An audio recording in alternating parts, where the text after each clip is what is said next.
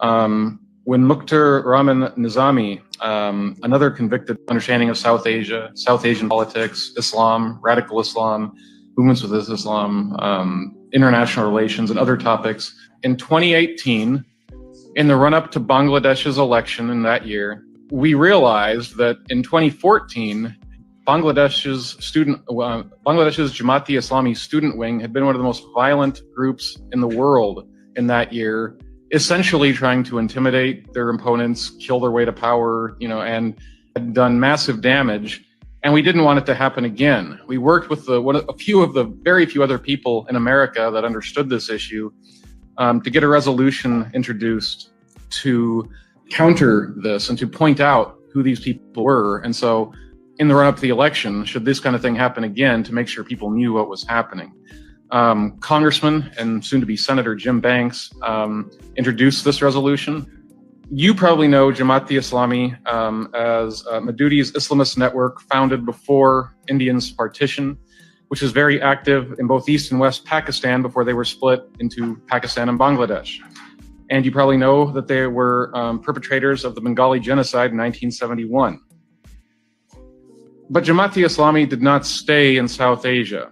It exists globally, including in the US and in Europe.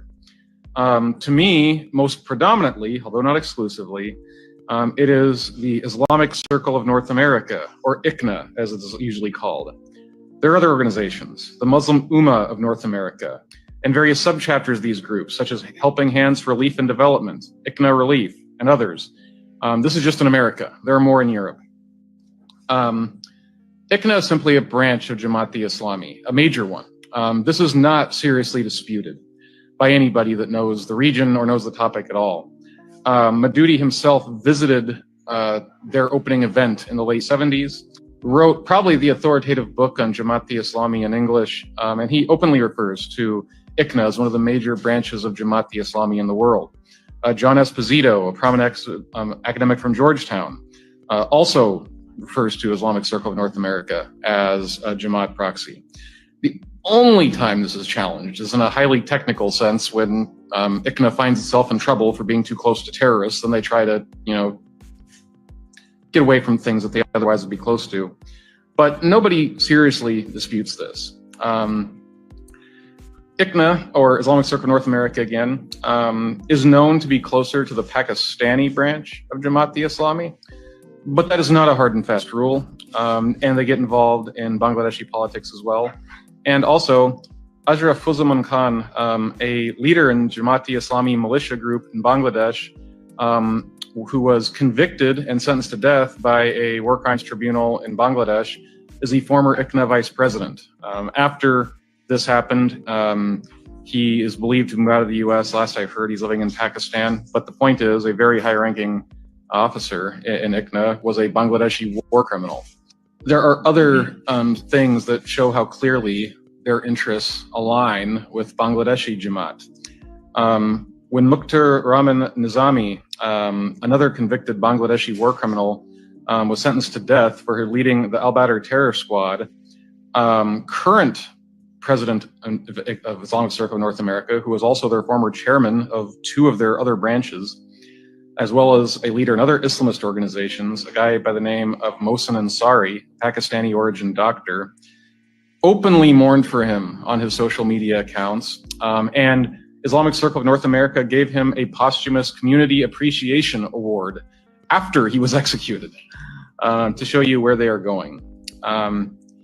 Another person that mourned Nizami's passing was Turkish President Erdogan, who tried very hard and very openly to prevent his execution. Another organization that I mentioned that is trying to shape Americans' perception of Bangladesh and of events in South Asia, Mohammed Nakdur Rahman is a prominent board member and spokesperson for MUNA, and the close friend of Mohsen Ansari, the Islamic Circle of North America's current president. He is the son of a war criminal in Bangladesh. My point being is that these groups exist.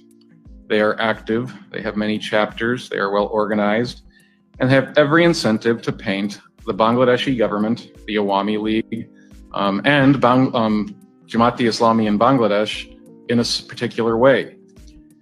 Generally, the way they view these things is not how I think is in the best interest of my government and my country, and not in the best interest of the people of Bangladesh either.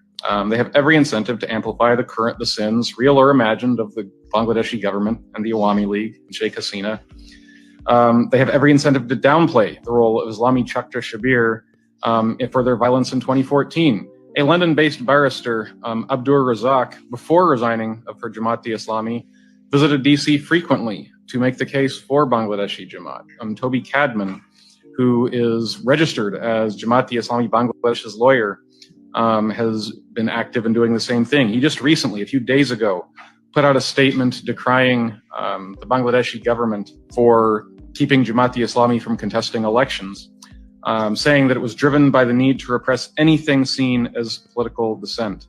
And I could go on and on. There is a huge ecosystem in the US, both from domestic Islamists as well as Bangladeshi, projecting their power directly into the US via lobbying and such to shape the narrative in a certain way. I will never forget a time when I had just started working on these issues. I attended a kind of briefing on Capitol Hill in the House of Representatives office building.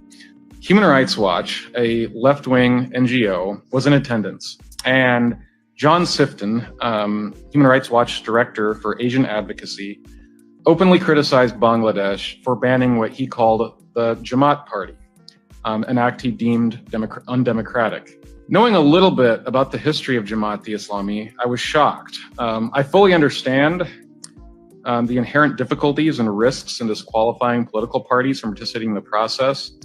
Making democracy work is difficult. An actor in the so-called democratic